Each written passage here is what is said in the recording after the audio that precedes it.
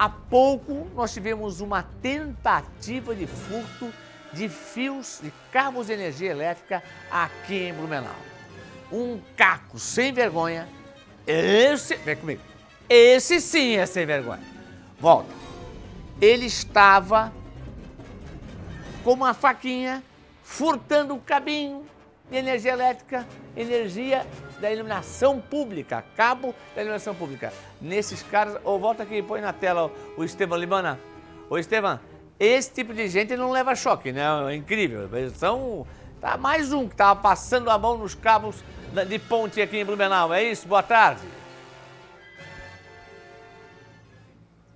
É isso, Alexandre. Boa tarde para você, boa tarde a todos que nos acompanham aqui no Tribuna do Povo.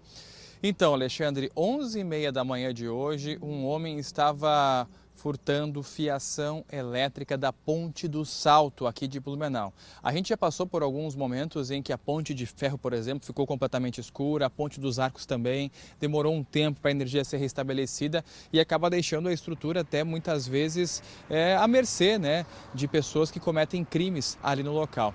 Alexandre, então hoje, 11h30 da manhã, um policial à paisana flagrou um homem com uma faca tentando cortar a fiação para levar para casa, para comercializar depois. A polícia então conseguiu prender este homem, ele está neste momento aqui na central da Polícia Civil de Blumenau. E para explicar melhor para a gente do impacto e o que aconteceu, nós falamos agora com o Daniel Ostins, ele é diretor de iluminação pública da Prefeitura de Blumenau. Daniel, conta para a gente mais um caso, infelizmente, só que pelo lado positivo conseguiu ser combatido por um policial. Seja bem-vindo.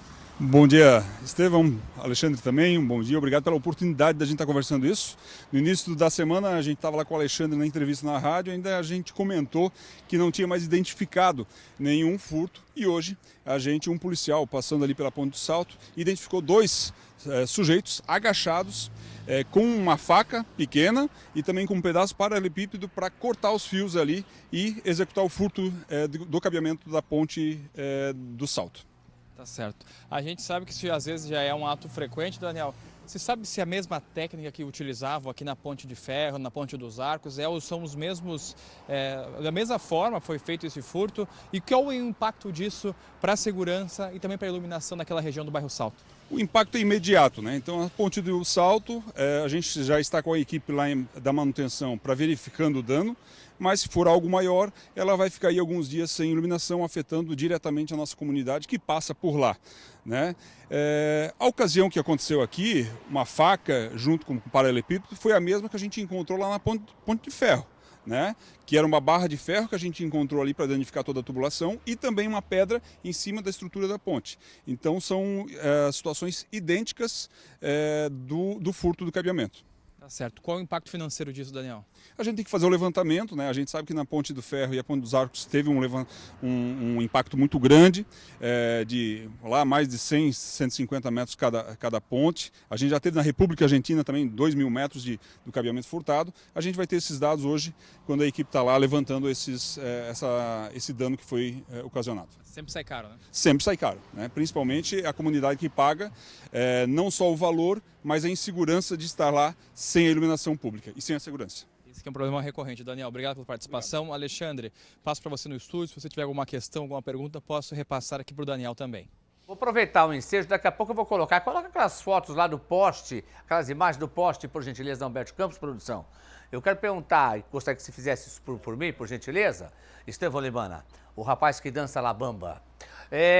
Deixa eu perguntar para ele o seguinte, quanto custa a derrubada de um poste? Um acidente de trânsito derruba um poste, como foi o caso da rua Humberto Campos. Quanto custa e como é que se cobra isso do povo, de quem causa o acidente? Tá bem. Daniel, hoje na Humberto de Campos um carro acabou batendo contra um poste, bem na esquina ali da Floriano Peixoto, e acabou também danificando a estrutura. O Alexandre pergunta por curiosidade para saber, tem um custo? Você sabe quanto que esse custo é? Se é com vocês da Prefeitura ou então com a Celesc? E se esse dinheiro é cobrado da própria pessoa que cometeu o acidente? Estevão e Alexandre, ali naquela situação foi um poste da rede elétrica, e nós temos só o braço de iluminação ali. A princípio, pelo que a gente notou e verificou, não houve o dano no braço de iluminação. Então ali a gente consegue recuperar aquele braço de iluminação e ser instalado, né? Mas no caso que for identificado ali a estrutura da iluminação pública, o núcleo da luminária, essa luminária está em custo aí de uns 5 ou 6 mil reais. Então, se houve o caso do dano, ela vai ser cobrado, né? Vai ser danificado e cobrado esse investimento novamente. O que acontece, por exemplo, aqui na Via Expressa, no início do ano passado, onde cada mês, janeiro, fevereiro, março, ali teve cada poste, cada mês teve um poste danificado e derrubado, que ali se perde toda a estrutura, se perde 2 luminárias, se perde todo o poste. A gente fez o levantamento junto com o BO do trânsito, junto com o orçamento nosso, né? Aquele poste ali, como está hoje, nas lâmpadas sódio, ele tem um custo para nós de 13 mil reais para recolocação.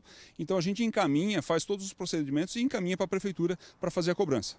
Certo. Prefeitura que faz o pagamento, então não, no caso, a pessoa que possa ter ocasionado um tipo de dano ou acidente? Não, nesse momento a gente faz o restabelecimento e dá o início ao processo para cobrar o dano.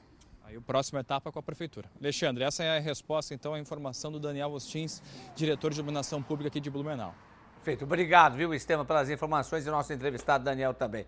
Um abraço, Estevam Limana, e ao vivo da Central de Polícia, onde estão 2 elementos e eles vão responder. Não vai acontecer nada, porque é tentativa de furto. A lei é muito branda, tentaram, passava um policial, a paisana, verificou aqueles 2 lá aprontando e aí, claro, chamou reforço para levá-los para a Central de Polícia. Eu digo assim, ó, se vai lá um trabalhador fazer o serviço bonitinho, um cara que é entendido da área, mexe, ajeita aqui, puxa fio para lá e capaz de tomar um choque e morrer. Agora vai um triste desse, ladrão, sem vergonha, mexendo num negócio desse. Olha, tem uma faquinha, dá pra ver a faquinha? Tem uma faquinha. Aí, olha a faquinha que os caras estão usando para mexer na fiação. Mas aí não acontece nada. Aí não, né? Tem que levar pelo menos um choquinho, né? Pra esticar os cabelos, o cabelo ficar em pé assim, sabe? Igual aqueles desenhos. Se não tiver cabelo, só pra dar um susto. É capaz de deixar por alguns dias a iluminação pública a ponto de salto aqui em Blumenau.